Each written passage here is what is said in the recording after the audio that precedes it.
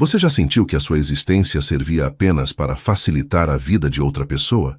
Imagine passar 23 anos da sua vida sendo tratada como uma intrusa e uma empregada na sua própria casa, limpando a sujeira e engolindo o orgulho enquanto a sua irmã recebia o mundo de bandeja.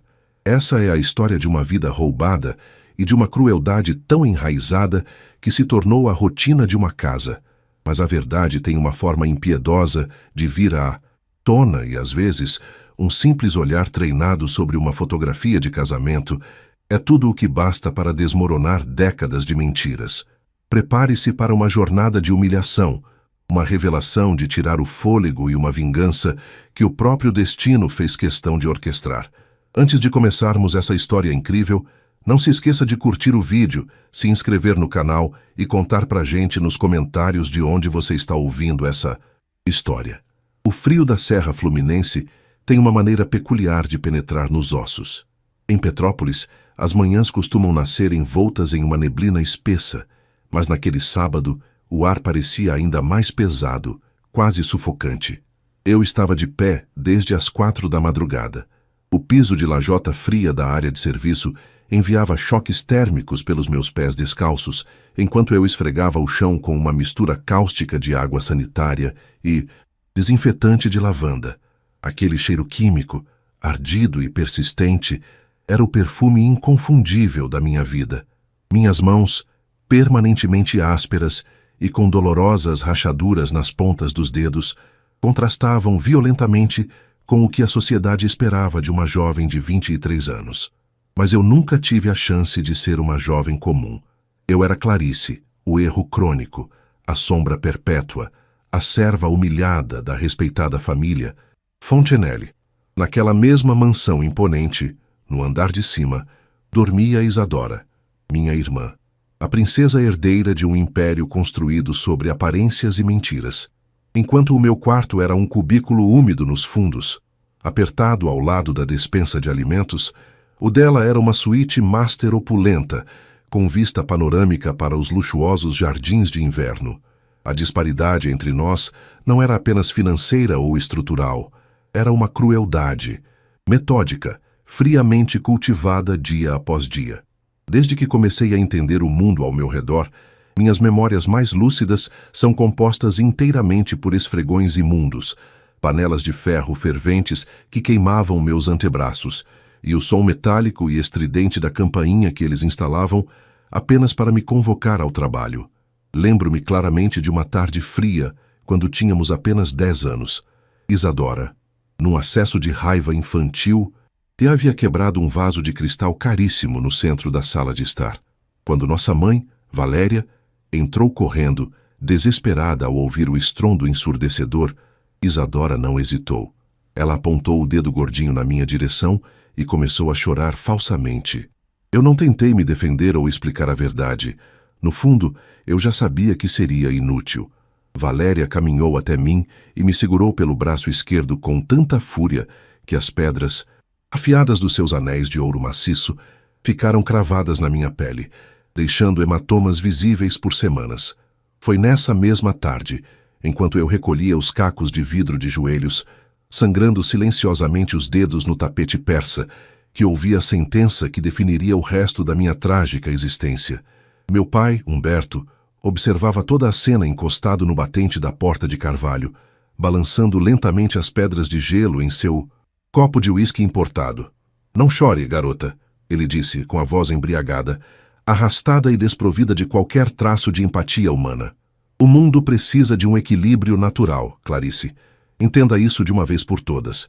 Algumas crianças nascem brilhantes, feitas para comandar e brilhar, e outras, outras nascem com o único propósito de servir. Aceite o seu lugar inferior e a sua vida será muito menos dolorosa." E eu acabei aceitando. Aquele fatídico sábado, porém, não era um dia qualquer na nossa rotina opressora. Era o aguardado dia do casamento de Isadora. A casa inteira exalava o cheiro de lírios brancos importados e o perfume adocicado e enjoativo que ela insistia em usar.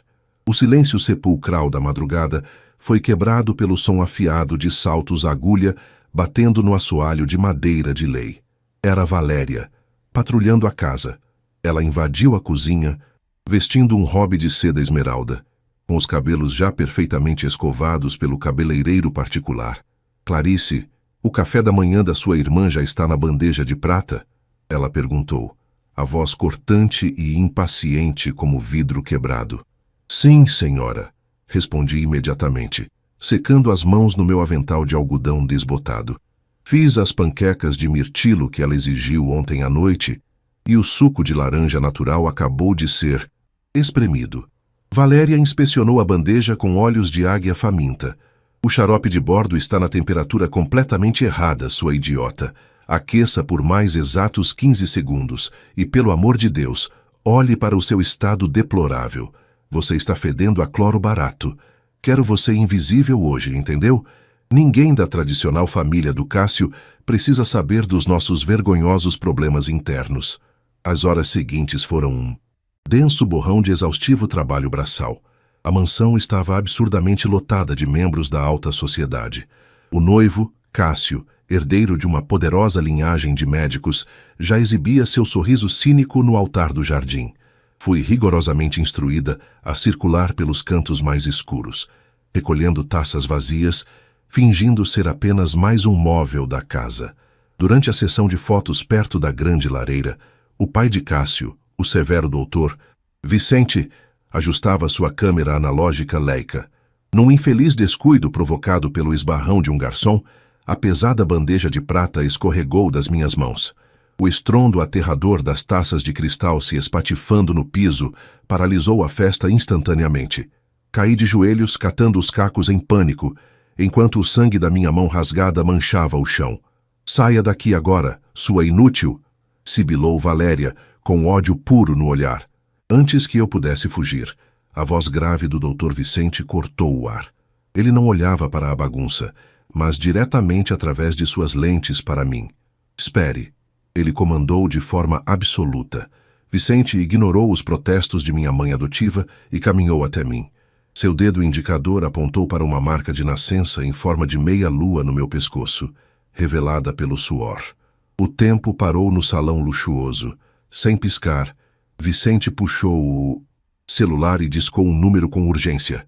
Preparem o laboratório, ordenou no telefone, com a voz embargada por um choque monumental. Acabo de encontrar a filha desaparecida da Helena. O silêncio que se abateu sobre o suntuoso salão principal da mansão Fontenelle era tão denso que eu podia ouvir as batidas descompassadas do meu próprio coração, martelando contra as minhas costelas como um pássaro enjaulado em pânico. O estrondo das taças de cristal se espatifando ainda ecoava na minha mente, mas ninguém olhava para os cacos espalhados no tapete persa, nem para o sangue escuro que começava a gotejar da palma da minha mão machucada, manchando o tecido branco e engomado do meu avental de empregada. Todos os olhares da alta sociedade petropolitana estavam cravados em mim, e mais especificamente, no renomado Dr. Vicente.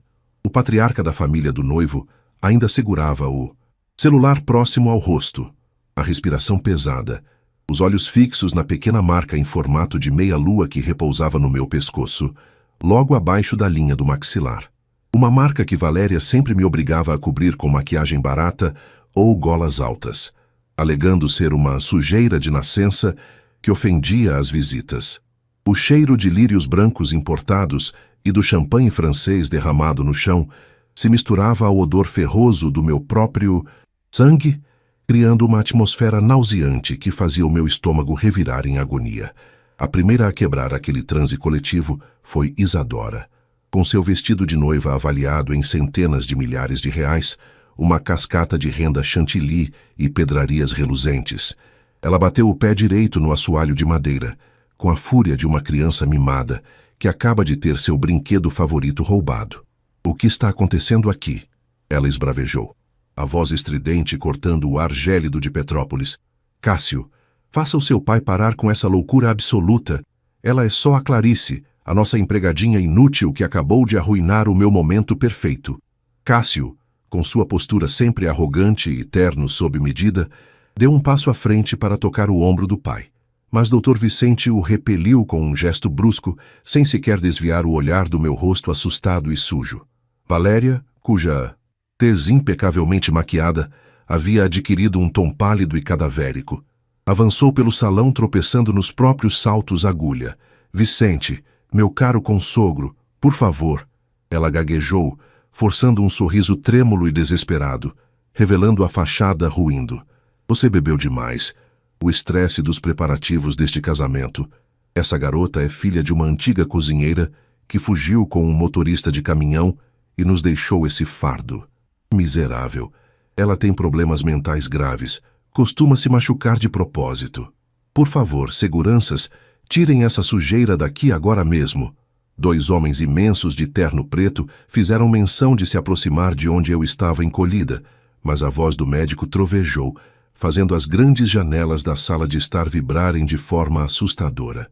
Se algum de vocês encostar um único dedo nela, eu acabo com a vida de cada um antes mesmo de a polícia chegar, rosnou Vicente. A autoridade médica e a postura de quem não aceitava ser contrariado, exalando de cada poro. Ele se abaixou lentamente até ficar na altura dos meus olhos, ignorando solenemente o piso sujo e as minhas roupas esfarrapadas. Suas mãos grandes e incrivelmente quentes seguraram meus ombros trêmulos com uma delicadeza que eu nunca havia experimentado em 23 anos de existência miserável. Qual o seu nome verdadeiro, minha jovem? Ele perguntou, a voz agora suave, quase paternal e cheia de compaixão. C. Clarice, senhor. Gaguejei. As lágrimas de dor e extrema confusão escorrendo pelo meu rosto manchado de poeira e suor. Não, ele sussurrou, tirando do bolso interno do seu paletó de grife um lenço de linho puro para limpar gentilmente a minha testa. O seu nome é Aurora. Você é filha de Helena Vilar, a mulher que você, Humberto, arruinou financeiramente de forma desonesta há 2 décadas, exatamente antes do misterioso desaparecimento da criança dela. A semelhança genética é simplesmente absurda. Os olhos amendoados expressivos, a fina estrutura óssea do rosto e principalmente essa marca. Helena me descreveu detalhadamente essa exata marca de nascença em formato de meia-lua milhares de vezes em suas sessões de terapia ao longo dos últimos 20 anos. De luto. Eu sou o psiquiatra da família Vilar. O choque brutal na sala de visitas foi instantâneo e palpável. Ouvi claramente o som abafado do punho de Humberto se abrindo e derrubando seu copo de uísque, o cristal espesso estilhaçando violentamente contra o chão de madeira de lei. Uma sinfonia caótica que anunciava o iminente fim do império de mentiras e atrocidades dos Fontenelle.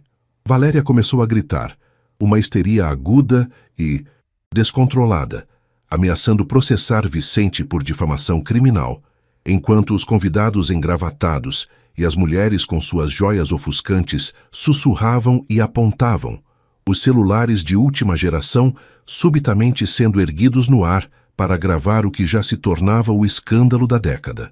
Isadora chorava copiosamente, ajoelhada em seu vestido arruinado, percebendo que o seu grande dia havia se transformado no palco de uma devastadora investigação criminal. Vicente não deu a mínima atenção para nenhuma daquelas vozes patéticas. Ele abriu sua maleta médica de emergência de couro legítimo. Com movimentos cirúrgicos e precisos, ele tirou um longo cotonete estéril e um tubo de ensaio transparente. Abra a boca, minha querida, ele pediu, e eu obedeci, paralisada por um medo primitivo, mas estranhamente impulsionada por uma centelha de esperança avassaladora que eu achei que havia morrido sufocada na minha dura infância. Ele esfregou cuidadosamente o algodão na parte interna da minha bochecha esquerda, guardando o material genético com extremo rigor. O laboratório central do meu hospital vai processar isso sob caráter de urgência máxima. Até lá ela vem comigo sob minha inteira proteção. Humberto tentou bloquear a grande porta principal de carvalho maciço, o rosto completamente vermelho de raiva e do álcool barato que ele consumia escondido. Você não pode roubar a minha propriedade. Essa infeliz mora sob o meu teto. Ele cuspiu as palavras grotescas. Vicente apenas esboçou um sorriso incrivelmente frio e calculista que me deu calafrios na espinha. Sua propriedade? A escravidão acabou há muito tempo neste país, Humberto. E se o sequenciamento de DNA confirmar o que eu já sei que é verdade, o sequestro brutal de uma recém-nascida será apenas o menor dos seus incontáveis problemas. Todos vocês apodrecerão numa cela imunda. Naquela mesma noite conturbada, eu não dormi no meu antigo e asqueroso cubículo úmido que fedia a mofo ao lado da despensa. O patriarca da família do noivo cancelou sumariamente o casamento do filho e me levou direto para a ala VIP do seu hospital particular, na agitada capital do Rio de Janeiro. Fui cuidadosamente instalada num quarto de paredes impecavelmente brancas, perfeitamente esterilizado e seguro, com lençóis de um algodão egípcio tão extremamente macio e aconchegante que a minha pele permanentemente áspera parecia ofender o tecido nobre a cada movimento. Uma enfermeira muito gentil tratou meticulosamente os profundos cortes de vidro nas palmas das minhas mãos feridas, aplicando pomadas curativas importadas que cheiravam intensamente a camomila e a um inexplorado alívio, enquanto eu olhava fixamente para o teto iluminado, sem conseguir sequer começar a processar a completa imensidão daquela noite que alterou o universo. Durante 3 longos e torturantes dias, que pareceram durar anos inteiros, fiquei trancada naquele quarto isolado, com o estômago vazio revirando angustiadamente a cada vez que a maçaneta de metal da porta ensaiava girar. O medo absurdo e constante de que tudo não passasse de um cruel e elaborado mal-entendido da minha mente doente, um delírio coletivo gerado pelo cansaço extremo, me assombrava durante todas as noites insones. E se os resultados mostrassem que eu era apenas a Clarice, a órfã eternamente inútil, o erro crônico da sociedade? Eu fechava meus olhos pesados e tentava de todas as formas imaginar o rosto materno dessa tal Helena Vilar. Seria ela fisicamente parecida comigo? Ela teria realmente passado todos esses 23 anos me procurando sem descanso? O peso esmagador daquelas 2 infelizes décadas de abusos verbais diários, de panelas de ferro ferventes e esfregões encharcados de imundície, parecia de repente esmagar meu peito cansado com a brutal força gravitacional de um pesado bloco de concreto desabando. Até que, finalmente, na fria manhã do 4º dia de espera angustiante, a porta deslizante do quarto hospitalar se abriu de forma lenta e barulhenta. Vicente não estava sozinho desta vez.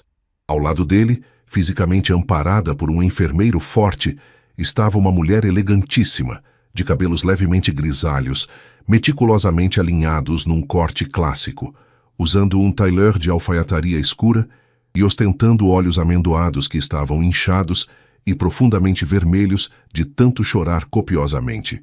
Ela segurava um pesado envelope de papel pardo com as 2 mãos trêmulas, o brilhante selo de segurança do moderno laboratório genético visivelmente rompido no topo. O cheiro nítido e inconfundível de chuva fresca de verão invadiu o quarto através da janela de vidro recém-entreaberta, lavando a tensão do ambiente. Ela deu um passo hesitante e cambaleante na minha direção, os lábios ressecados tremendo violentamente antes de conseguir pronunciar, com a voz embargada pelas lágrimas represadas, as definitivas palavras que iriam reescrever o meu tortuoso destino para todo o sempre. Aurora, a voz da mulher falhou, um sussurro rouco e carregado de 2 décadas de um sofrimento incalculável. Minha pequena Aurora, 99,9%. O envelope pardo escorregou das mãos trêmulas de Helena Vilar, espalhando as folhas com o timbre oficial do laboratório pelo piso de linóleo branco do quarto de hospital. O som, sutil do papel tocando o chão frio, foi a única coisa que quebrou o silêncio denso e elétrico daquele instante. Tentei me levantar da cama hospitalar, mas minhas pernas fraquejaram, dominadas por um torpor repentino. Helena não hesitou. Ela se jogou de joelhos ao lado do meu leito e envolveu o meu corpo frágil num abraço tão desesperado, tão visceralmente protetor, que o ar fugiu dos meus pulmões. O cheiro dela não era o perfume sintético e enjoativo de Valéria, mas uma fragrância suave de jasmim e lavanda, misturada com o aroma salgado das lágrimas, que agora ensopavam a gola da minha camisola de algodão. Eu nunca parei de procurar por você. Nem um dia, nem uma hora. Meu coração de mãe sempre soube que você respirava sob o mesmo céu que eu. Ela chorava copiosamente, beijando o topo da minha cabeça, os meus ombros encolhidos e a marca de nascença em formato de meia-lua. No meu pescoço, o estigma que os Fontenelle me obrigaram a esconder. Naquele abraço infinitamente quente, a crosta de gelo e humilhação que revestiu o meu peito por 23 anos começou a derreter dolorosamente. Eu não era Clarice, a órfã amaldiçoada. Eu era Aurora. Eu tinha uma mãe. O Dr. Vicente pigarreou suavemente, enxugando uma lágrima teimosa no canto do olho por trás das lentes dos óculos. Ele puxou uma cadeira estofada e sentou-se conosco. Aurora, ele pronunciou o meu nome verdadeiro com uma reverência que me fez arrepiar a espinha. A Polícia Civil do Rio de Janeiro invadiu a mansão em Petrópolis nas primeiras horas da madrugada de hoje. Humberto e Valéria foram presos em flagrante. Mandados de busca e apreensão revelaram documentos contábeis trancados num cofre que ligam Humberto ao colapso criminoso da empresa do seu falecido pai. Eles não apenas destruíram o império financeiro dos Vilar através de fraudes brutais e subornos, como pagaram a enfermeira da maternidade há 23 anos para forjar a sua morte neonatal. Queriam quebrar a sua mãe emocionalmente para arrematar as ações da empresa a preço de banana. E o mais perverso, eles levaram você, para usá-la como um troféu deprimente do triunfo sádico deles, criando a herdeira do inimigo como a escrava pessoal da família. Cada palavra de Vicente, um gosto amargo e metálico, idêntico ao cheiro de ferrugem, inundava a minha boca seca. Lembrei das madrugadas lavando escadarias, das queimaduras crônicas nas mãos, esfregando os fornos industriais para os banquetes de Isadora, dos tapas no rosto que Valéria me desferia. Eles sabiam, o tempo todo. Olhavam para o meu rosto cansado e viam o espólio de um crime hediondo. Roubaram minha vida inteira para alimentar um ego monstruoso. A tristeza rapidamente deu lugar a um ódio vulcânico e silencioso. 2 anos exatos se arrastaram desde aquela manhã chuvosa. A transição de Clarice, a empregada humilhada, para a Aurora Vilar, a herdeira resgatada, exigiu meses exaustivos de terapia intensiva e um medo residual de que alguém fosse me mandar esfregar o assoalho novamente. O apoio incondicional de Helena foi o meu farol luminoso. Ela me ensinou a caminhar com a cabeça erguida e a entender o meu valor intrínseco. Os tratamentos caríssimos apagaram as dolorosas rachaduras das minhas mãos, embora as cicatrizes da alma precisassem de uma justiça implacável. Essa justiça chegou numa abafada tarde de novembro no imponente Tribunal de Justiça. Eu vestia um elegante conjunto de alfaiataria vinho, sapatos de couro macio e o cabelo castanho solto. A marca de meia-lua estava visível, adornada por um colar de ouro da minha avó. O salão do júri cheirava a madeira encerada e tensão. As portas se abriram com um rangido sinistro e os guardas escoltaram 3 figuras decrépitas até os réus. Humberto estava irreconhecível.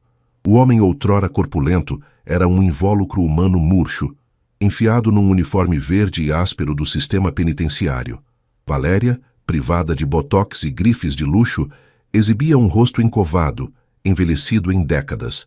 Os olhos dela varreram o recinto e, ao encontrarem os meus, desviaram imediatamente para o chão de granito, incapazes de sustentar a minha postura. Mas foi Isadora quem me causou repulsa máxima. A ex-princesa mimada, abandonada no altar por Cássio, estava sentada em roupas baratas e gastas, pois a justiça havia confiscado até o último centavo para restituir minha mãe. Isadora me olhou com inveja corrosiva e absoluto desespero. Fui chamada para o depoimento final perante o júri silenciado. Caminhei com a segurança de quem não tem mais nada a esconder. Minha voz soou clara e cristalina, ressoando nos altos painéis acústicos do tribunal. Narrei os anos de escravidão física, detalhei as atrocidades cometidas por perversidade e apresentei os exames, provando lesões articulares causadas pelo trabalho forçado infantil. Ao final da minha fala emocionalmente libertadora, o juiz proferiu a sentença. Humberto e Valéria pegaram 32 anos de prisão em regime fechado, sem direito à progressão por conta de fraude financeira monumental e escravidão moderna. Isadora, por usufruto consciente dos bens roubados, foi condenada a 7 anos pesados de serviços comunitários, limpando rigorosamente os banheiros imundos dos hospitais públicos do Rio de Janeiro. Ao sair pela escadaria de mármore branco do tribunal, o sol banhou o meu rosto, dissipando as trevas daquela mansão em Petrópolis. Helena apertou a minha mão, sorrindo com os olhos marejados de puro alívio. Respirei fundo, sentindo o ar fresco preencher os pulmões. A vingança perfeita foi expô-los à luz corrosiva da verdade e deixá-los apodrecer sob o peso dos próprios crimes. O equilíbrio natural que Humberto tanto pregava finalmente havia se restabelecido. Contudo, desta vez, os esfregões sujos preenchiam os dias de Isadora, enquanto a liberdade plena brilhava para sempre sobre a minha cabeça. E aí, o que você achou dessa reviravolta impressionante e da justiça sendo feita? Se essa história tocou você, deixe o seu like agora mesmo para apoiar o canal. Inscreva-se e ative o sininho para não perder as próximas narrativas emocionantes. Queremos saber a sua opinião. Você acha que a punição da família foi justa? Deixe o seu comentário aqui embaixo e compartilhe este vídeo com seus amigos. A sua participação é fundamental para continuarmos trazendo as melhores histórias.